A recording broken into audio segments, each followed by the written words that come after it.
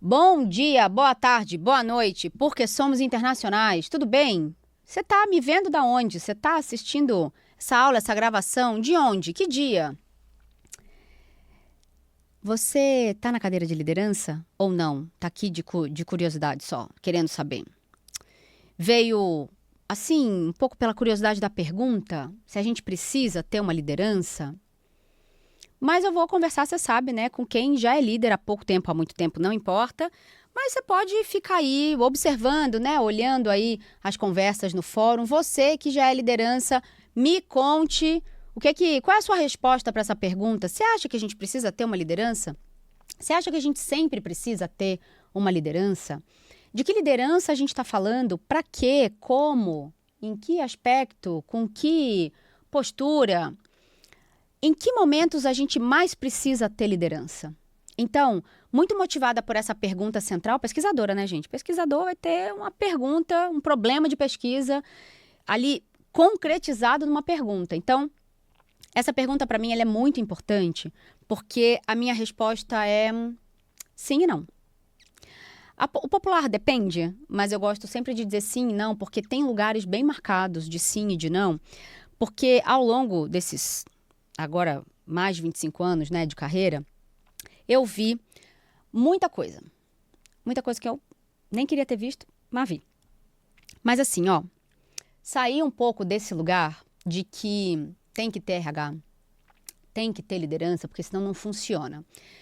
Eu já vi situações, eu já vi contextos, eu já vi segmentos que funcionou. Muitas vezes, a ausência de uma liderança produz no grupo um jeito de funcionar e um aprendizado coletivo que não seria possível com uma liderança. O aprendizado seria outro. Muitas vezes eu já vi uma liderança que eu vou chamar de ruim, e a gente vai entender por que nos próximos encontros. Uma liderança ruim formou uma pessoa forte, que se vira um pouco mais, que tem um pouco mais de iniciativa, que precisa encontrar algumas soluções de contorno para lidar com aquela ausência. Então, veja, você já sabe que eu sou bem diferente, bem esquisita? Não ia ser diferente numa conversa como essa. Então, por isso que a resposta é sim e não. Eu já vi líder atrapalhar a implantação de projeto. Eu já vi líder, agora, na maioria das vezes, tornar a vida dos outros miserável. Então, de que liderança a gente está falando? Será que a gente precisa de uma liderança de comando e controle, num lugar em que as pessoas são mais maduras, mais seniors e dão conta ali de trabalhar um pouco mais sozinhas?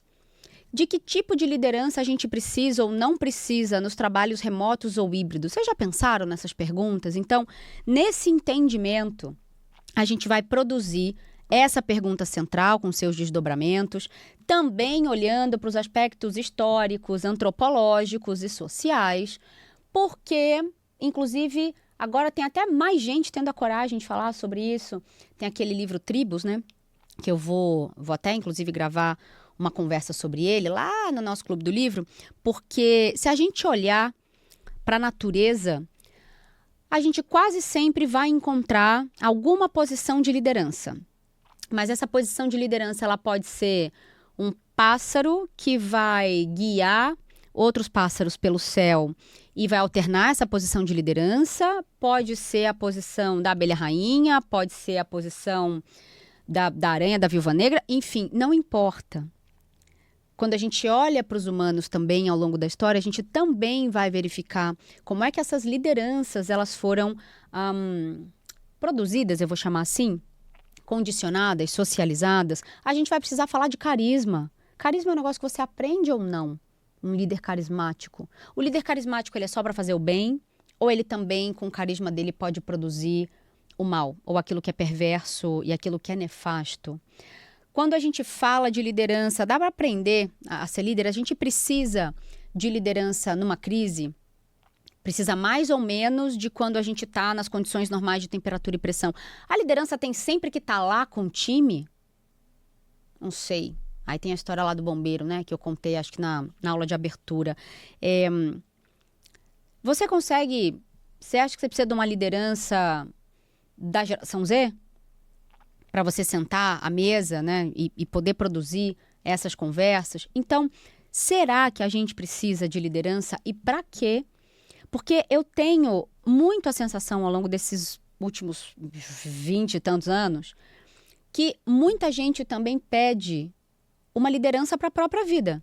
Você pode liderar minha vida aqui, por favor? Quando a gente pensa na política, quando a gente pensa na religião, se você conhece a Bíblia, a Torá, o Alcorão, você vai entender do que eu estou falando, os Vedas.